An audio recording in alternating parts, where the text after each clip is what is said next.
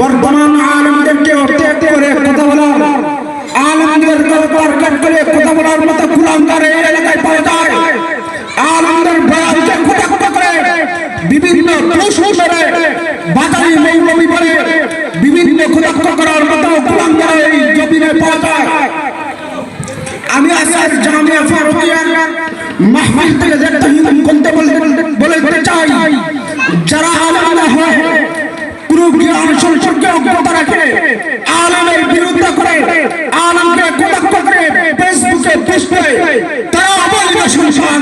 তাদের আউযু বিল্লাহি মিনাশ শাইতানির রাজীম। বিসমিল্লাহির রহমানির রহিম।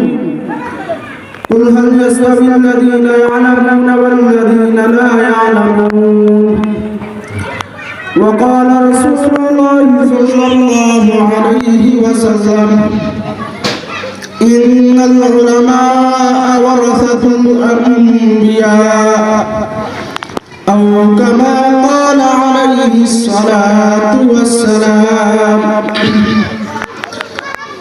জামিয়া ফারুকিয়া শামসুল উলুম মালিকা মাদ্রাসা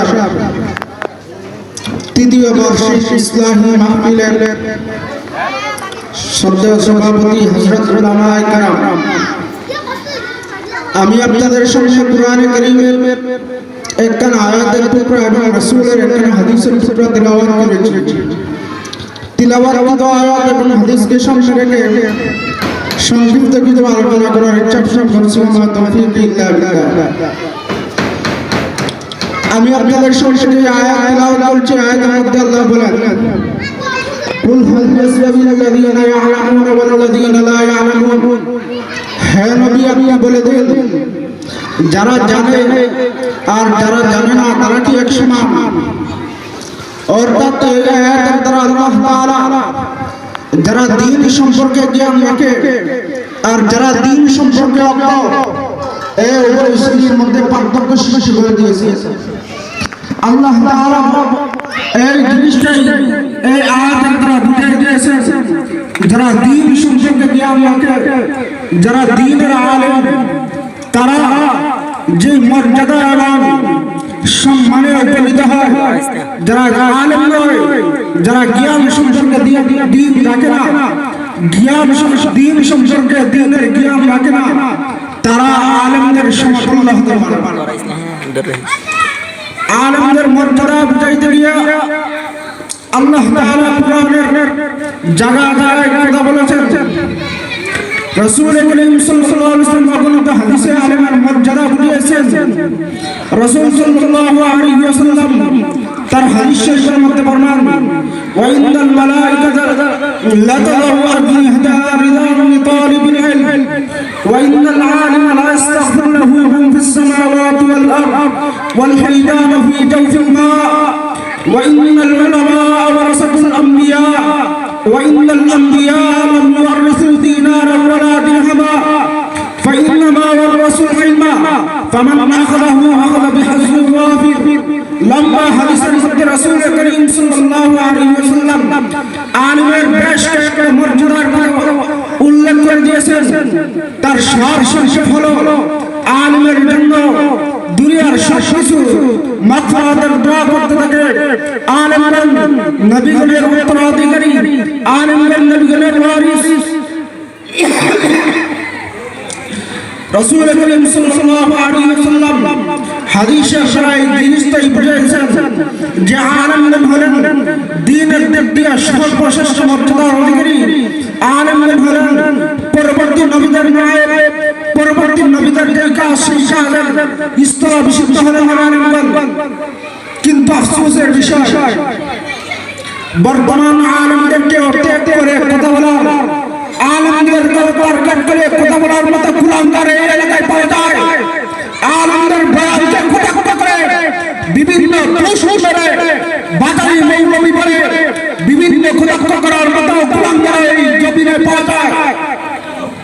আমি আজকের জামিয়া ফারুকিয়া মাহফিল থেকে দেখতে করতে বলতে চাই, যারা আলেম না হয় কোনো জ্ঞান সম্পর্কে অজ্ঞতা রাখে, আলেমের বিরুদ্ধে করে, আলেমকে কটাক্ষ করে ফেসবুকে পোস্ট করে, তারা অবৈধ সন্তান।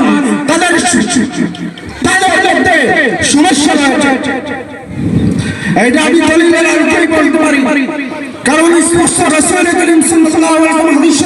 বলছেন ইন্নাল উলামা ওয়ারাসাতুল আমবিয়া, যারা নবীর ওয়ারিস তারা হলো আলেম, আলেম হলেন নবীগণের ওয়ারিস।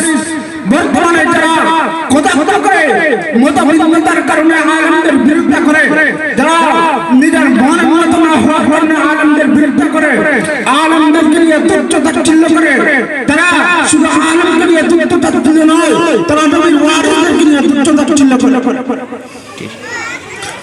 আমি আর একটি কথা বলতে চাই, আপনারা অবশ্যই দেখে থাকবেন আহলে হাদিস লা মাযহাবী ফিতনা আমাদের সমাজে আবির্ভাব করেছে, যারা তাদের নামকে দেখে জাতিকে ধোঁকাবাজি করার জন্য বিভিন্ন সময় বিভিন্ন নামে আত্মপ্রকাশ করে, কখনো সালাফি নাম দেয়, কখনো গায়রে মুকাল্লিদ নাম দেয়, কখনো লা মাযহাবী নাম দেয়, কখনো আহলে হাদিস নাম দেয়।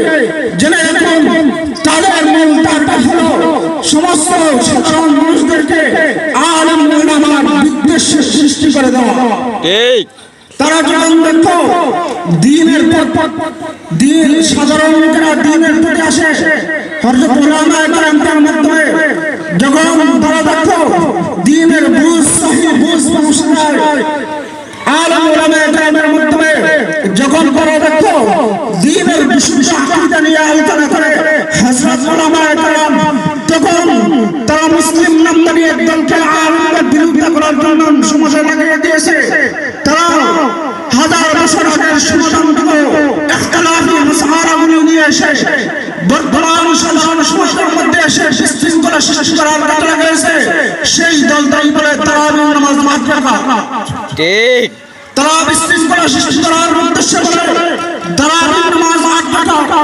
অথচ স্পষ্ট বুখারীর এই হাদিসে তারাবির নামাজ আট রাকাত উল্লেখ আছে, স্পষ্ট যে হাদিসে আট রাকাতের কথা উল্লেখ আছে, যেই হাদিসে তারা আট রাকাতের দলিল দেয়, এই হাদিসে স্পষ্ট আছে যে রাসূল সাল্লাল্লাহু আলাইহি ওয়াসাল্লাম রমজান এবং রমজানের বাহিরে যেই নামাজ পড়তেন সেই নামাজটা হলো 11 রাকাত।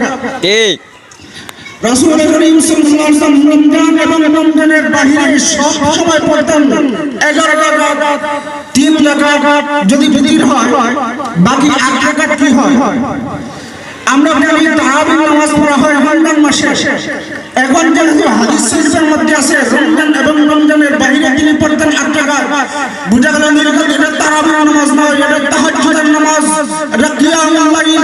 সেই জন্য ইমাম বুখারী রাহমাতুল্লাহি আলাইহি সেই হাদিসটা যেই বাবে অধীনে নিয়ে আসেন, সেই বাবে নাম দিয়েছেন বাব কিয়ামুল লাইল।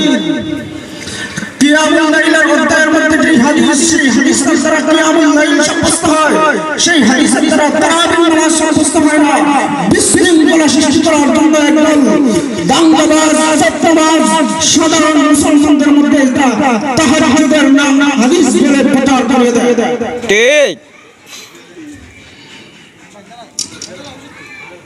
এখন রাজনীতি শুরু করে এই হাদিসের যারা দলিল দিতে গিয়ে যখন চাপা পড়ে মাইন্ডে চিপাই যখন তারা পড়ে, তখন অপব্যবহার আশ্রয় নিয়ে তারা বলে যেই নামাজটা তাহাজ্জুদ ছিল সেই নামাজটা রমজানে গিয়ে তারাবি হয়ে যায়। ঠিক হাস্যকর একটা বিষয়, রমজানের বাহিরে যে জুমা সেই জুমা রমজানে জুমা নামে চলে, রমজানের বাহিরে যে বিতির সেই বিতিরটাও রমজানের বিতির হিসেবে চলে, রমজানের বাহিরে যে ফজর সেই ফজরটাও রমজানের ফজর হিসেবে চলে, রমজানের বাহিরে যে জোহর সেই জোহরটাও রমজানের জোহর হিসেবে চলে, রমজানের বাহিরে যে আসর সেই আসরটাও রমজানের আসর হিসেবে চলে, রমজানের বাহিরে যে মাগরিব সেই মাগরিবটাও রমজানের মাগরিবের নামাজ হিসেবে চলে, রমজানের বাহিরে যে ইশা সেই ইশাটাও রমজানে ইশার নামাজ হিসেবে চলে। পাক দিয়ে তারা বলে তাহাজ্জুদটা তারাবি হয়ে গেছে। আমি তাদেরকে বলে দিতে চাই, আপনারা যে এই কথা বলেন সেই কথার দলিল দেখা, যে রমজান আসলে তাহাজ্জুদটাই তারাবি হয়ে যায়, সেই দলিল কোথায়? সেই দলিল দেখাও।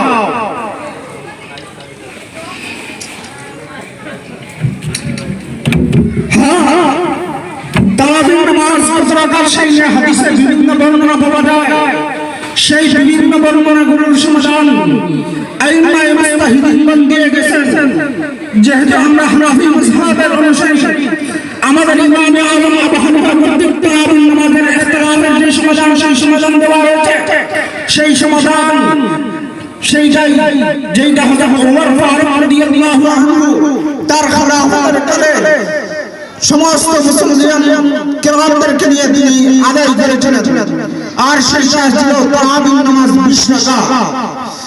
সেই হযরত ওমর রাদিয়াল্লাহু আনহু জামাতের প্রচলনকৃত যেই 20 রাকাত তারাবি চলে আসছিল, সেই তারাবিই বর্তমান হানাফি মাযহাবের অনুসারে চলে। আরেকটা আফসোসের বিষয় হলো এই সমস্ত গায়রে মুকাল্লিদ লা মাযহাবি মাদখালি সেই সমস্ত লোকেরা কথায় বলে জয়ীফ হাদিস। আমি তোমাদেরকে বলি, আরিফ নামের নাম নাই, তুমি জয়ীফ হাদিস বলতে কি বুঝো? জয়ীফ একটি পরিভাষা, হাসান একটি পরিভাষা, সহিহ একটি পরিভাষা। সেই পরিভাষা যদি জানতে হলে আগে দীর্ঘকাল পর্যন্ত ইলম অর্জন করতে হয়। ইলম অর্জন করার পর গিয়ে এই পরিভাষা সম্পর্কে জানতে হয়। কিন্তু তুমি হইরা কদিবার নামদারি শেখদের লেকচার শুনে, কদিবার দান্দাবাজদের দান্দামি শুনে তারা দেখে জয়ীফ বলে, তুমিও শেষে জয়ীফ বলে সমাজে ছড়িয়ে যাও। আমি তোমাকে বলি, জয়ীফ হাদিস বলতে তুমি কি বুঝো? জয়ীফ কি? জয়ীফের তো একটা সংসার হয়েছে, নির্দিষ্ট একটি পরিভাষা হয়েছে, সেই পরিভাষা আগে বুঝো, তারপর তুমি বলো জয়ীফ কাকে বলে। আসলে আমরা জানি যে জয়ীফ কাকে বলা হয়। জয়ীফ বলা হয় হাদিস বর্ণনাকারীদের মধ্যে থেকে কোন একজন রাবীর মধ্যে যদি কোন একটা দুর্বলতার দিক পাওয়া যায়, সেই রাবী দুর্বল হওয়ার কারণে সেই রাবীর বর্ণিত হাদিসকে জয়ীফ বলা হয়। এখানে জয়ীফ বলতে দুর্বল তথা রাসূলের হাদিস দুর্বল বিষয়টা নয়, বরং সেই হাদিসের বর্ণনাকারীদের মধ্যে রাবীরা দুর্বল সেটা বোঝানো হয়েছে। এখন রাবী দুর্বল হওয়ার কারণে যদি তুমি সেই পুরো হাদিসটাকে জয়ীফ করে বাদ দিতে থাকো, তাহলে রাসূলের অসংখ্য হাদিস এই বাদ চলে যায়। তোমার মতো দান্দাবাজকে খেয়ে পড়েছে এই সমস্ত কথা বলতে। এই সমস্ত কথা বলার যদি খাস থাকে, এই সমস্ত কথা বলার যদি ইচ্ছা থাকে, আগে পড়ো, লেখাপড়া করো, দ্বীন অর্জন করো, ইলম শিখো, ইসতিলাহ বুঝো, সহিহ বুঝো, হাসান বুঝো, জয়ীফ বুঝো, উলুমুল হাদিসের মুসতালাহ বুঝো, মুসতালাহুল হাদিস পড়ো, ইলমুল রিজাল পড়ো, ইলমুল রিজাল পড়ো, ওয়াজাহাতুল মাওযু পড়ো, মুযহাত পড়ো, ওয়াজাহ পড়ো, আর যে সবসময় পড়ো। লেখাপড়া করার পর যদি তুমি বুঝো, তাহলে তুমি এই সমস্ত আলোচনা করো। আল্লাহ রাব্বুল আলামিন আমাদেরকে এই সমস্ত বিষয় বুঝার এবং আমল করার তৌফিক দান করুন। ওয়া আখিরু দাওয়ানা আলহামদুলিল্লাহ।